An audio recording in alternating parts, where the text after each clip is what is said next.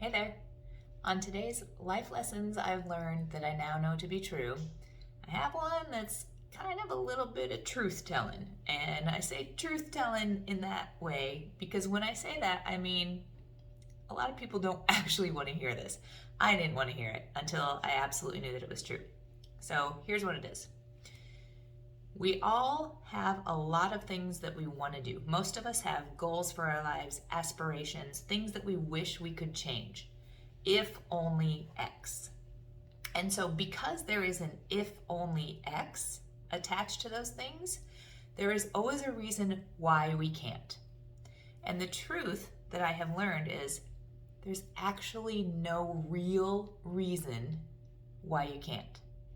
9 times out of 10, unless there's some act of God or there's some dire thing happening in your life that supersedes anything else going on, there isn't any real reason why you can't.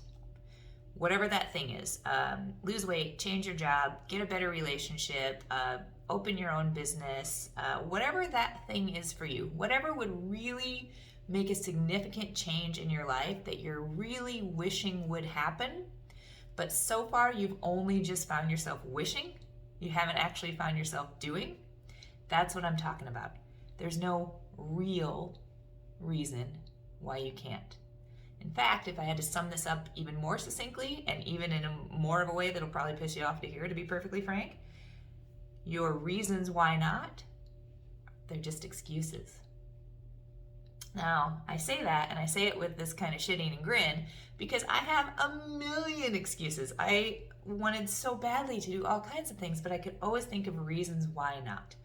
I can't possibly, start a coaching business. I'm too busy in my day job. I won't have the time. I won't be able to focus on this. There's always a reason why you can't.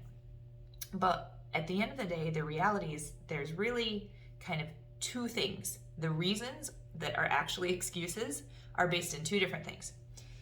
The first thing, and it'll be pretty obvious, I think, once I say it, but let's dig into this a little bit. The first thing is that it's because it's a fear-based reason or excuse. And this is so common. This is the natural human state. The human state is protect me at all costs, right? We evolved to protect our lives. We ran away from predators back in the, Stone Ages or whatever. Now we have designed the human condition, really, to ensure that we're comfortable, we're safe, we have everything we need. And it's that safety element. The things that we believe make us safe, this is where the fear comes into play. So for example, for me, I can't possibly start a coaching practice. It's too scary. What if I never get a single client? What if I spend all this money, all of this time, I invest all of this energy and this emotion into doing this thing that I really, really, really I know for a fact I would really enjoy it, and I do. But I always said, I can't, it's too scary. What if I end up completely broke? I try to do this thing, it's a complete failure. I become a laughingstock. I waste the money and the time and the effort I put into going and taking my coaching training. All of this will be for naught, and I will be no further ahead, and in fact, I'll be worse off. That's what a brain's going to tell you. But at the end of the day, if you look at this rationally, we are smart, capable people. And if there's something that we really, truly, genuinely want, there are ways that we can go about that while still ensuring our safety.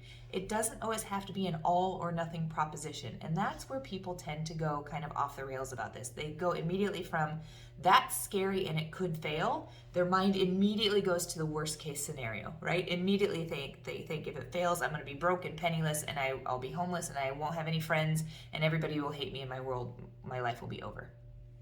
Absolutely not true. But we have to learn how to understand what's really at the root of that and understand where the fear's coming from so that we can work on replacing those fears with the actuality of the situation so that we know how to move forward. So that's the reason number one why we say we can't. That's the big excuse. It's fear-based. And the second one I actually think is a lot worse because it's sneakier. We don't notice it as much. And that is that it is society-based. So you might think you're some badass that does whatever they want and that meets, only the expectations that they care about. And if you are, my God, I want to be your friend, message me, let me know. Most of us, though, actually care really deeply about what people think. And so society has conditioned us that the only right thing to do, the best thing to do, is to get a good job, to maintain a stable relationship, to kind of basically do what everybody else does, right?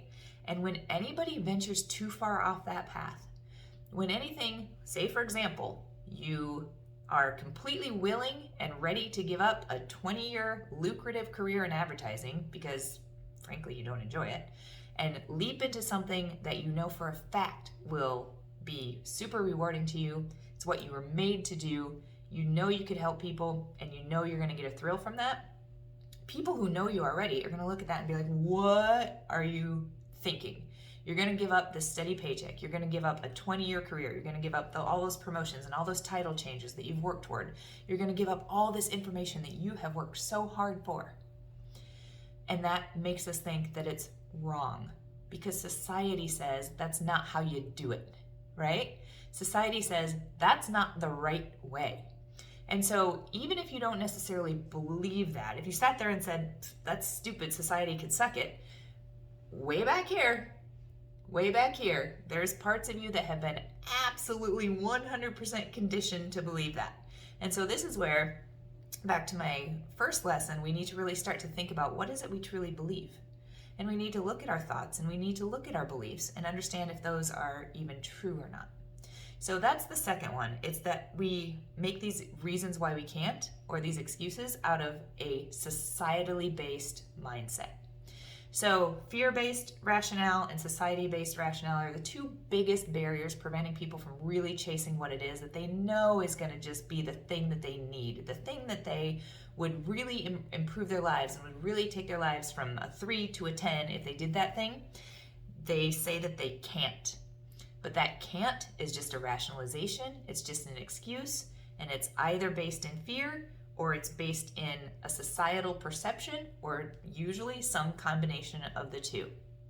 Hope that was helpful.